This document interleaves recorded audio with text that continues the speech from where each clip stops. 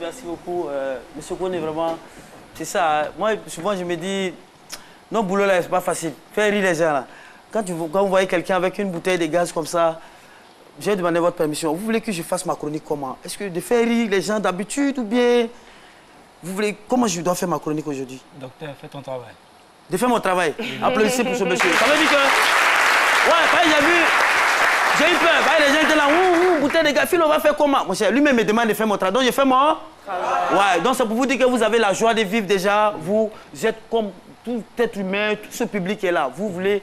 Vous vivez, c'est le plus important. Moi, je dis que c'est ça. Il faut... C'est-à-dire... quand on a vu la bouteille, moi, sincèrement, Attends, je veux savoir, l'oxygène, c'est un gaz ou bien c'est pas un gaz? C'est un gaz. C'est un gaz. Donc, habituellement, quand on voit ce genre de bouteille, c'est les soudeurs.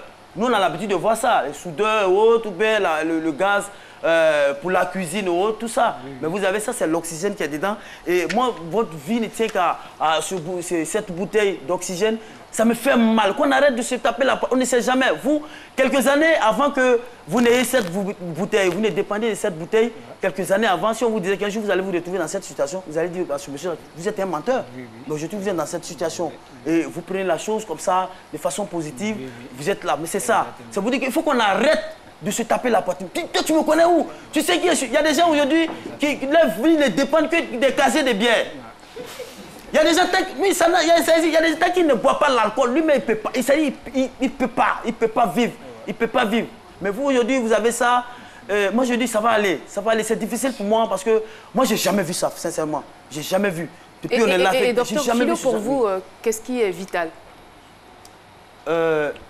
Enfin, dans votre quotidien. Dans mon quotidien. Je veux dire, en dehors de la respiration, de tout ce que vous avez comme organe. C'est-à-dire que si vous n'avez pas eu le truc, c'est quoi le truc qui va vous manquer, qui va faire que vous allez vous sentir mal à l'aise?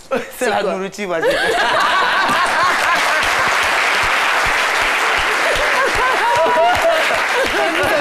Vous avez raison. C'est la nourriture. C'est la nourriture. Aussi, elle va manger là-bas. Donc, franchement, je suis en train de tout faire pour vous arracher le sourire. Vous m'avez donné l'occasion de faire ma chronique, de faire mon travail. Je fais mon travail.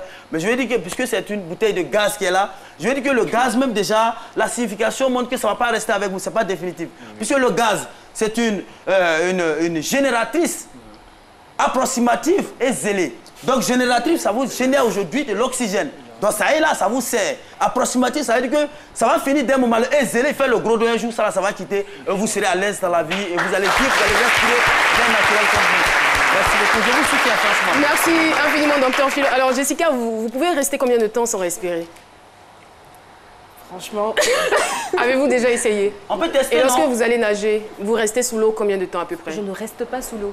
Non, je ne suis pas très à l'aise d'ailleurs. Pour moi, la respiration, c'est vital. Et je ne veux même pas m'amuser à rester longtemps sans respirer, non. Et vous avez bien raison. La même question, on la pose à ceux qui sont de l'autre côté de l'écran.